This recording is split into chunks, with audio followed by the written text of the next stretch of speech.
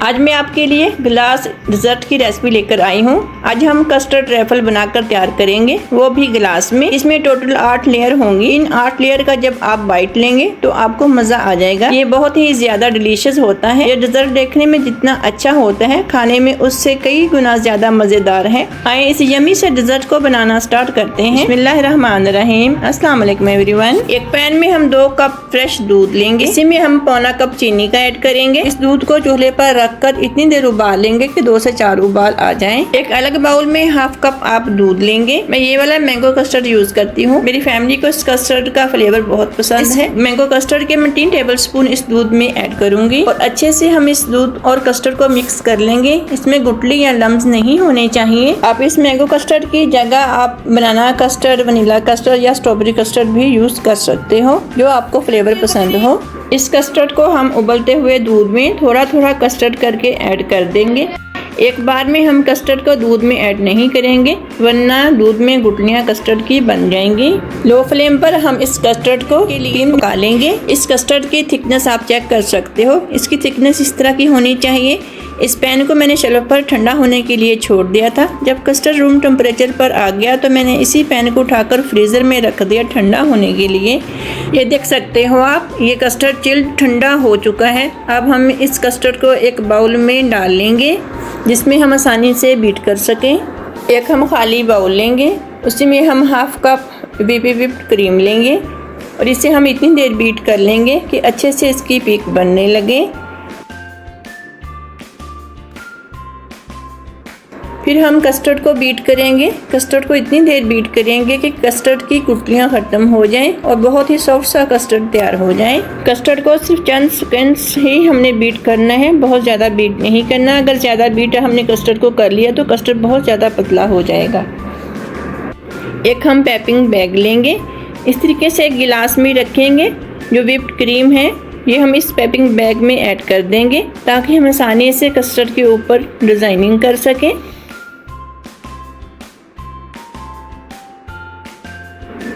इस piping bag को हम इसी तरीके से गिलास में रखकर फ्रीज़र में रख देंगे ठंडा होने को। फिर से हम एक और पैपिंग बैग लेंगे, जिसमें हम कस्टर्ड ऐड करेंगे, ताकि हम गिलास के अंदर आसानी के साथ इस कस्टर्ड को पोर कर सकें। इस कस्टर्ड वाले पैपिंग बैग को भी हम गिलास में रखकर फ्रीज़र में रख देंगे, जब तक कि हम केक तैयार कर लेंगे। केक बनाने के लिए हम एक बाउल में 2 अंडे ऐड करेंगे। पौना कप हम चीनी का ऐड करेंगे। 1 कप के 4 हिस्से कर लें, 1 हिस्सा नहीं ऐड करेंगे। 3 हिस्से हम चीनी के इसमें ऐड करेंगे। चीनी और अंडों को इतनी देर बीट कर लेंगे कि हल्के से फ्लफी हो जाए, व्हाइट से हो जाए। तो इसमें हम 1/4 कप यानी कप का चौथा हिस्सा हम ऑयल ऐड करेंगे। इसी में हम half table spoon vanilla essence add करेंगे। मजीद 1 मिनट के लिए और बीट कर लेंगे। एक छलनी लेंगे, इसमें हम 1 कप मैदा छान कर अच्छे से फिर हम इसमें ऐड करेंगे। हाफ टेबल स्पून हम इसमें बेकिंग पाउडर ऐड करेंगे। छलनी से छान कर हम जो कि हमने अंडे वाला बैटर तैयार किया है, उसमें मैदे को 3 से 4 बार थोड़ा थोड़ा करके ऐड करेंगे और बिल्कुल हल्के हाथ से हम मिक्स कर देंगे। हल्के हाथ का मतलब कुछ स्पीड से हम स्पैचुला को नहीं चलाएंगे।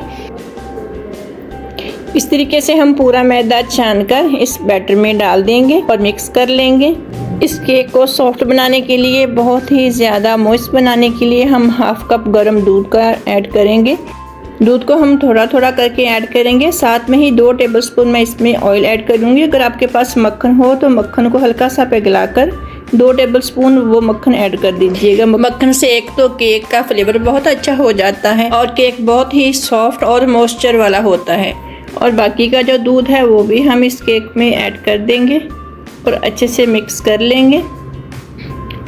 मेरे पास 7 इंच का सांचा है। इस सांचे को मैंने ऑयल लगा लिया था। इसी में बटर पेपर रखूँगी।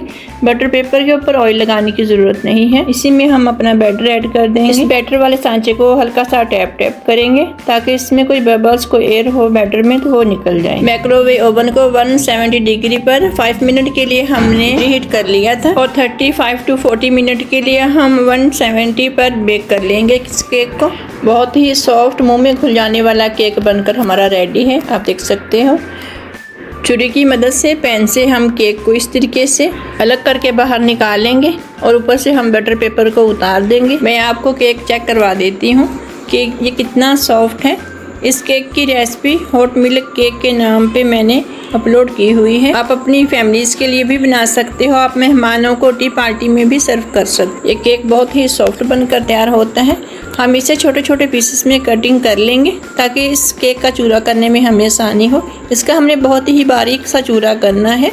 हाथ की मदद से हम इस तरह से गिलास लेंगे। एक गिलास में 3 टेबलस्पून हम इस केक के चूरा को ऐड करेंगे। मेरे पास ये एक टूल्स है, मैं इसकी मदद से केक को हल्का हल्का सा प्रेस करूंगी ताकि केक बराबर एक बैलेंस सा बन जाए। बाकी के गिलासेस में भी मैं केक का चूरा डालकर इसी तरीके से प्रेस कर दूंगी। ये कस्टर्ड मैंने पैपिंग बैग में ऐड किया था। इस पैपिंग बैग को आगे से थोड़ा सा कटिंग कर लेंगे और इस गिलास में पोर कर देंगे। जितनी मोटी लेयर हमने केक की लगाई है, इतनी ही मोटी लेयर हम तमाम गिलासों में कस्टर्ड की लगा लेंगे। केक की लेयरिंग करने के बाद 20 से 25 मिनट के लिए फ्रीजर में जरूर रखना है। इसके ऊपर फिर हम लेयरिंग जेली की करेंगे। अब हम जेली रेडी करेंगे।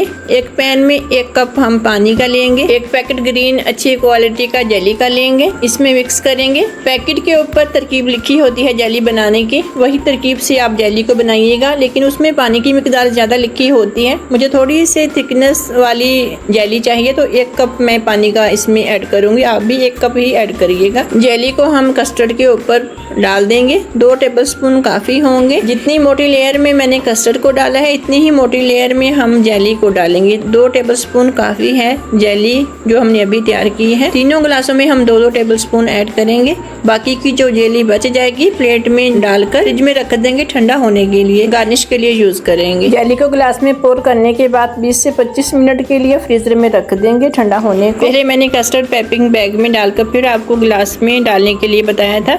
हर किसी के घर में पैपिंग बैग नहीं भी होता तो आप टेबलस्पून के जरिए भी आप इस तरीके से कस्टर्ड को डाल सकते हो। ये देखें 2 से 3 टेबलस्पून मैं कस्टर्ड के ऐड करूँगी। इतनी ही मोटी लेयर रखूँगी, जितनी मोटी लेयर मैंने जेली की रखी है उतना ही हम इसमें कस्टर्ड ऐड करेंगे। तीनों गिलासों में एक बराबर का मैं कस्टर्ड ऐड कर लूँगी। कस्टर्ड और जेली का कलर आप अपनी पसंद का भी चूज़ कर सकते हो। इस तरीके से फिर से हम इस कस्टर्ड के ऊपर तमाम गिलासों में फिर से हम केक का जो हमने चूरा किया था वो केक का चूरा तमाम गिलासों के ऊपर डाल देंगे। इसके ऊपर फिर से हम कस्टर्ड डाल देंगे तमाम गिलासों में। जिस तरीके से मैंने ग्रीन कलर की जेली तैयार की थी उसी तरीके से मैंने एक स्ट्रॉबेरी कलर में जेली तैयार की है। कस्टर्ड के ऊपर गार्निश के लिए मैंने ग्रीन जेली, स्ट्रॉबेरी कलर की जेली, अनानास और चेरी का इस्तेमाल करूँगी। इन गिलासों में कस्टर्ड के ऊपर हम स्ट्रॉबेरी कलर की जेली ऐड करेंगे। गिलासों में एक जैसी मैं जेली ऐड कर लूँगी। इन गिलासों के अंदर साइडों में मैं ग्रीन कलर की जेली का भी इस्तेमाल करूँगी। मैंने अनानास छोटे क्यूब्स में कटिंग की थी, वो अनानास के क्यूब्स मैं इसी में यूज़ करूँगी। क्रीम बीट करके मैंने पैपिंग बैग में डाली थी, उस क्रीम से हम फ्लावर बनाएंगे।